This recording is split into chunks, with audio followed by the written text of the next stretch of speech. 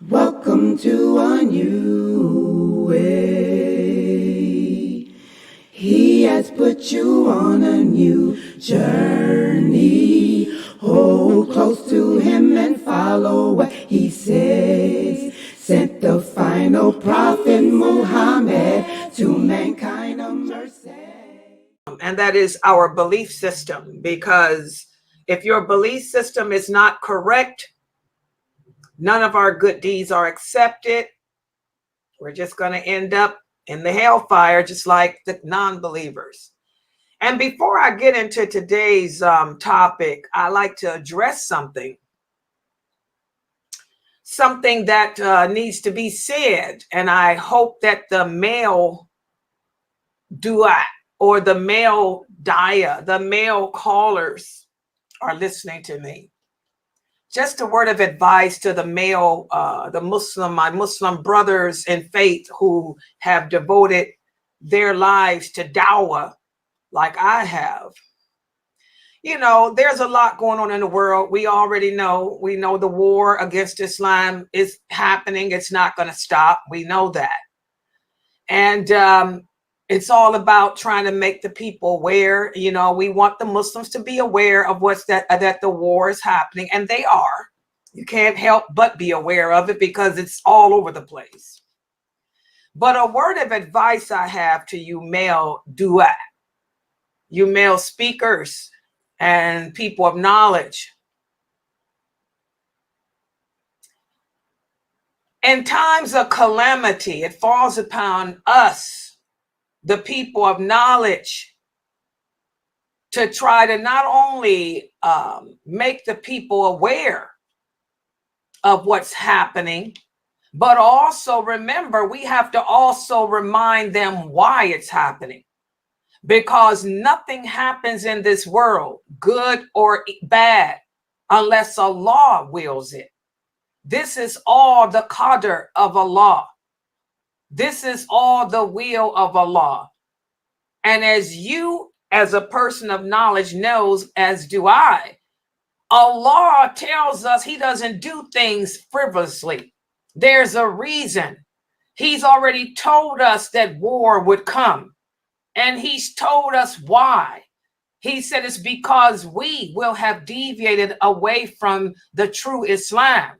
We will be attacking each other, fighting each other, bashing each other. We will change his laws to suit the time, to pacify the non-Muslims. The Prophet Muhammad's example, his sunnah will become forgotten.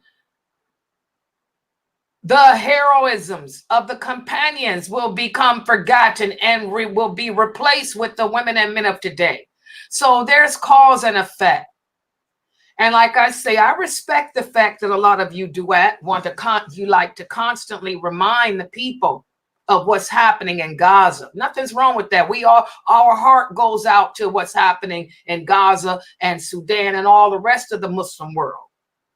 We wouldn't be believers if our heart didn't go out. But one thing that I think you brothers are doing, you're overdoing it. Instead of you speaking as to why it's happening, you're blaming it on the Zionists, the Kafirs. You're blaming it on the Kafirs when this is not the blame. I'm sorry, guys. You guys know just like I know. This has nothing to do with Zionism and Israel. Israel is just the puppet that Allah uses. You brothers know that Allah said this war would happen, and you guys know why. But instead of you doing what the Prophet said to do when this happens, by reminding the Muslims to, first of all, make dua for those Muslims that are going through these hard times.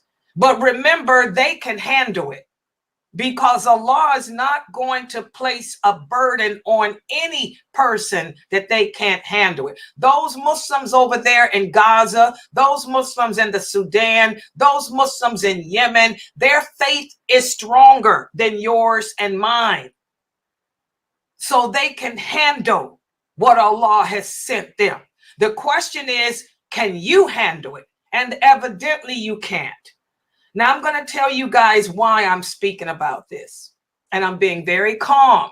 I don't want anyone to confuse my passion for anger, because that seems to be a problem. It's in my blood. I come from my DNA is filled with famous people. King Charlemagne, I'm a descendant of him on my mother's side, and he was an orator. He was a horrible, horrible man too, but very passionate. And then on my father's side, I'm a Sadat, all the passion to rule the world.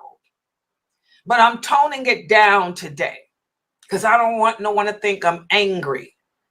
Something happened here in my website 2 days ago. I was teaching this class.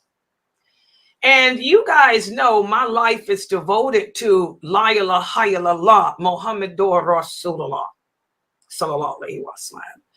I had a new student here. He's new. I mean, he's been coming here recently. I'm going to be honest. He's one of Dr. Dramali's people.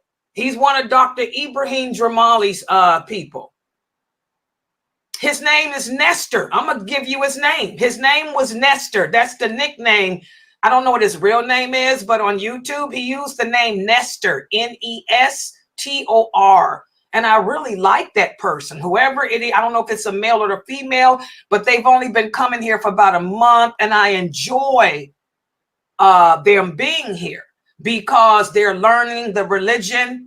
They're learning what I'm teaching. They participate. This person participates in my Q&A. I always give a quiz before class. My people in the Zoom room get dumb. They don't answer. But he's one of the first people to type an answer, along with Sister Sakina and Pamela and them on YouTube. And I really enjoy this person, whoever he is. I just know he's one of Dr. Dramali's. Well, the other day when I was teaching this class, you know, I took a drink of my Starbucks. And I was surprised because the person referred to me as being a Zionist. The person referred to me as being a Zionist supporter. I don't like that because y'all know that I will jihad. It's in my blood, Viking and Arabic. I will jihad in the name of Allah when others won't. And I tried to explain to the person, first of all, there's nothing in Islam. And this is what I want you famous brothers, when y'all are speaking about Gaza and you guys are inciting the emotions of the Muslims, you know, I think you're overdoing, you're making them angry. Remember, there's a balance, just like there's a balance with me, my passion. I have to learn to balance my passion so that my passion doesn't appear to be anger. And I'm working on that. You see, I'm smiling. Even though I shouldn't smile as a Muslim woman, I am. Because a lot of people don't understand that as a Muslim woman, I'm not supposed to smile. I'm not supposed to do that publicly. I'm supposed to be business, like Sheikh Saud said. What did Sheikh Saud say yesterday? He said a Muslim woman, when that brother asked a question about learning from Laila, what did he say? One thing about Laila don't play. I make sure that my voice is the way Allah commands, intimidating, not aggressive, intimidating. You look at the meaning of that Arabic word. That Arabic word means intimidating, okay, and firm and strong, not soft, weak, meek. That's the meaning of that word in the Quran, intimidating. And I don't smile. I don't play. I'm serious. I'm sitting here teaching Islam and I try to be serious. But nowadays we've deviated away from the Sunnah. We don't understand our religion. That's why Allah has sent this war. Okay? Because we don't understand our deen. So unless you can become like the Kafirs, unless I become like a Kafir woman and joke and smile and make my voice soft and flirtatious with you guys, you know, I'm looked at as a renegade. Well, I'm not going to do that because I love Allah. I'm not going to make my voice soft and sweet and meek and flirtatious. And I'm not going to sit here and give you my age, my sex, or my location. And, meet me in a private chat room. I'm not going to do that because I fear Allah. But I'm going to tell you guys, when you brothers are giving your dawah and your awareness about Gaza, y'all have to stop with all that emotionalism, because the Muslims today are weak. The Muslims today are ignorant of Islam. They don't even understand what La ilaha illallah means. This class here is the proof. They can't even tell me the articles of faith. If I were to ask the Muslims in here, what are the articles of faith? They can't name them. They confuse the articles of faith with the articles of belief. Of the pillars of Islam. Most of the Muslims don't even know how to pray. They don't know the sunnahs of the prayer. They don't know the pillars of the prayer. That's how messed up we are. And that's why Allah has sent this war. But you brothers need to tell them that. Because now I got people attacking me. You're going to call Laila Nasheeba, of all people, a Zionist supporter because I drink Starbucks. Let's talk about it. Where does Allah say in Islam that you have to boycott anybody? First of all, you brothers need to stop all this emotionalism. Boycotting is what the kafirs do. You brothers have become so twisted that you even fight like a kafir. I'm just going to keep it real. We are so far away from the Sunnah that you brothers fight like a kafir. What do I mean? Did the companions boycott the Jews? No.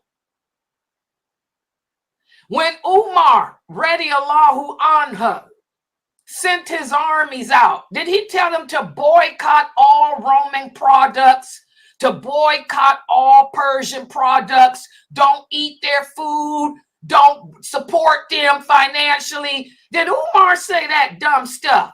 Is there any hadith that shows that any of the original companions, and they were at war continuously from the time they converted to Islam to their death? Show me one hadith where the Prophet commanded us as Muslims to boycott buying anything from our enemies. First of all, Umar told his army, we got one thing that the enemies don't have, and that's taqwa Allah. As long as we stick to that, we'll always have the upper hand. How did the companions fight? They didn't fight like kafirs, walking down the street, holding up signs, talking about boycott, protest. That's a kafir way of fighting. We fought with Allah. We had Allah as our helper. So when you brothers are out there speaking about Gaza, alhamdulillah, but don't get it twisted. Speak the truth. First of all, let these Muslims today know that there is no verse in the Quran, nor is there any authentic hadith that says when we are at war, we boycott the goods. The Prophet Muhammad died owing a Jew for his armor. That's number one. Number two, we have to be educated. Starbucks does not support Israel. How many times we have to go through that? Starbucks is a franchise in America. It's owned by whoever pays the money into it. Starbucks doesn't support nothing, no American company. Just for the record, guys, y'all need to go take a civics class. In America, no company in America can take its money and send it to another foreign government. Do y'all know what would happen? First of all, the banks wouldn't do it. The banks would contact Homeland Security. And you got to answer to the federal government, what are you sending money to another government for? That's not how we work in America. We cannot send money from if I wanted to support Israel, I can't go to my bank account and say, Israel government, here I am, I'm sending you $1,000. That's not how it works in America. You guys have to get educated. You have to go through the federal government. The federal government supports Israel. The federal government. So when you brothers are teaching about Gaza and getting all that emotional, getting people angry, and please get it right. Teach them the way the prophet taught. Teach them, first of all, Allah's in control. Secondly, there's nothing in Islam that says you have to boycott anybody, period.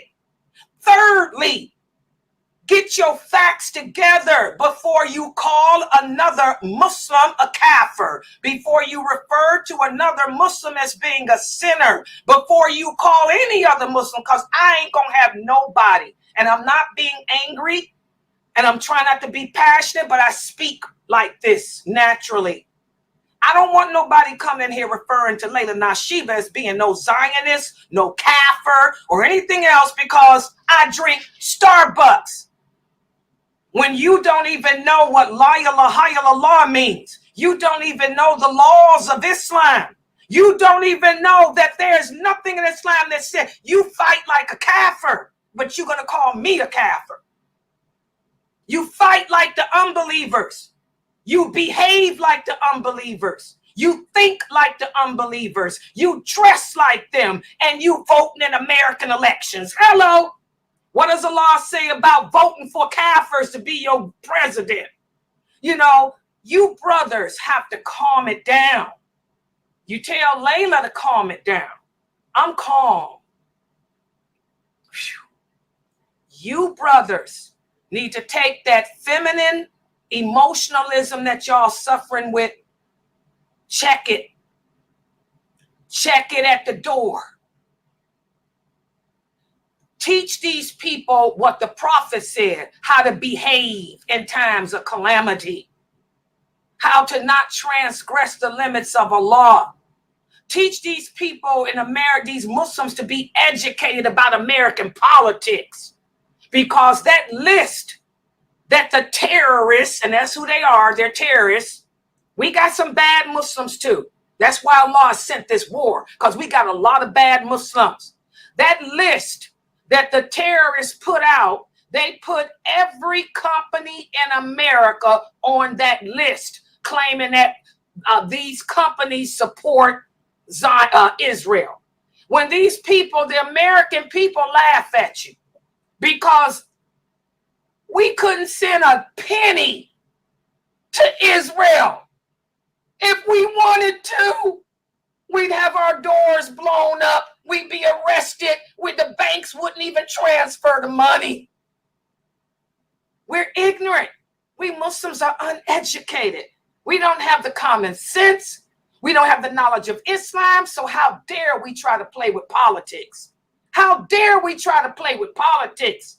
You better do what Umar told his army. Don't get involved in those politics. That's what he told his army.